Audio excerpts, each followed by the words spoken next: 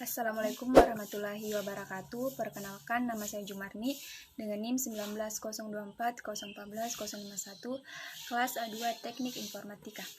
Pada pertemuan ini saya akan membahas mengenai pertemuan pertama sampai pertemuan kelima mengenai mata kuliah robotika.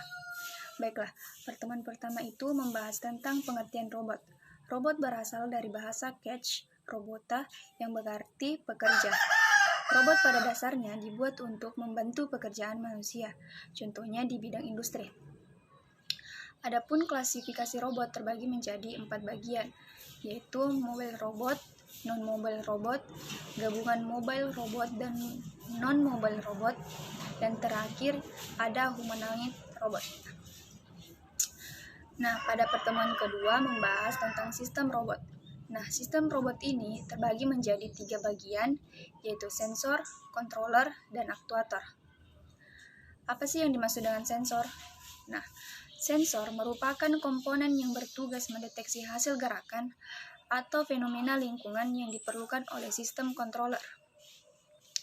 Sistem yang paling sederhana seperti sensor on-off, yang menggunakan limit switch, ataupun sistem analog. Adapun contoh dari sensor seperti sensor ultrasonik, sensor jarak cahaya, IR, kamera, dan kompas digital. Yang kedua ada controller. Nah, controller merupakan rangkaian elektronik yang setidaknya terdiri dari rangkaian prosesor ataupun microcontroller, signal conditioning untuk sensor, dan driver untuk aktuator.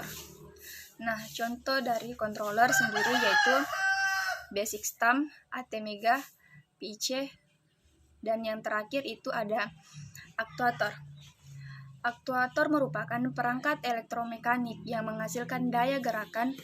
Aktuator diaktifkan dengan menggunakan lengan mekanis yang biasa digerakkan oleh motor listrik dan yang dikendalikan oleh media pengontrol otomatis yang terprogram di antaranya microcontroller. Adapun contoh dari aktuator yaitu relay, pneumatic motor, hydraulic motor, dan solenoid motor. Yang selanjutnya yaitu pertemuan ketiga. Saya akan membahas mengenai kelebihan robot dalam industri. Yang pertama, kestabilan peningkatan kualitas produk, operasi hasil produksi yang berkurang, jam kerja mendekati 24 jam per hari, dikurangi waktu pergantian pekerja, dan yang kedua mengenai sumber daya, yang meliputi penghematan material dan suku cadang. Yang kedua, tidak perlunya pendingin, pemanas, dan penerangan ruangan yang bekerja di daerah yang berbahaya, yang dapat meningkatkan kecelakaan, yang dapat dikurangi sehingga keselamatan kerja dan penghematan biaya perawatan terus membaik. Adapun kekurangan robot dalam dunia industri, yang pertama membutuhkan biaya awal yang sangat besar, berkurangnya lapangan pekerjaan sehingga terjadinya pengangguran massal. Yang kedua, tenaga manusia yang sudah tidak diperlukan lagi karena sudah digantikan dengan robot. Yang ketiga, menimbulkan sifat malas kepada manusia karena semua sudah ditangani oleh robot. Dan yang terakhir, hambatan penggunaan robot industri. Yang pertama, hambatan dalam penggunaan robot yaitu pendanaan. Dana yang memperoleh robot 6 axis atau robot yang sering digunakan dalam industri untuk proses pengelasan. Yang kedua, kompleksitas dalam penggunaan robot yang belum dipahami oleh semua orang yang sudah terbiasa dengan pekerjaan yang dilakukan secara manual. Dan yang ketiga, ada sisi-sisi pekerja yang memang tak bisa digantikan oleh robot. Contohnya yaitu inspeksi dan pengukuran yang dilakukan secara sensor dan digital, tetapi proses-proses tersebut bisa saja keliru.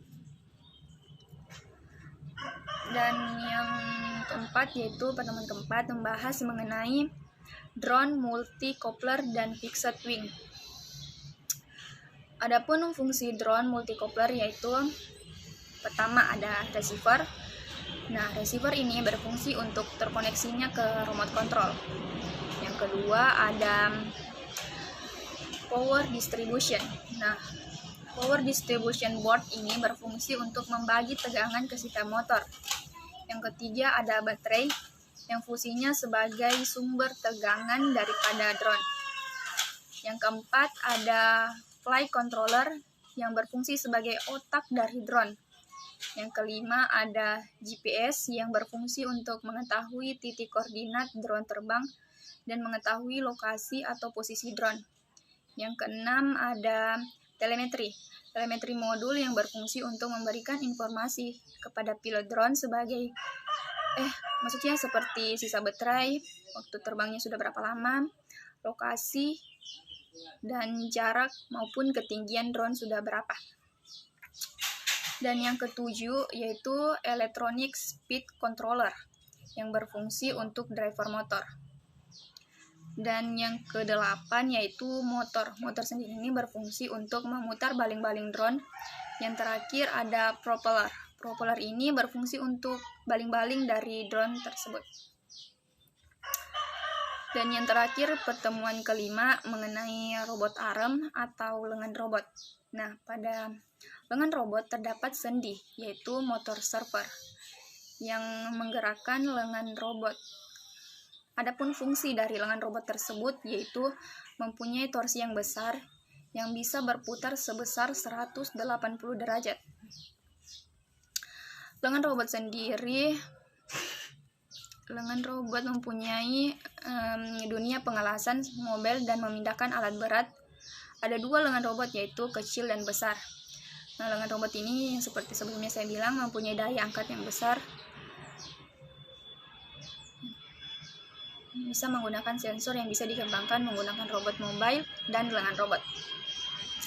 Lengan robot ini bisa mendeteksi benda motor server yang akan bergerak mengambil benda dari depannya. Adapun lengan robot mempunyai capit atau jari-jari. Nah, kenapa sih motor server daya angkatnya sangat besar atau torsinya? Karena motor server ini dilengkapi dengan gearbox. Mungkin itu saja yang dapat saya sampaikan, kurang dan lebihnya mohon dimaafkan. Cukup sekian dan terima kasih. Wassalamualaikum warahmatullahi wabarakatuh.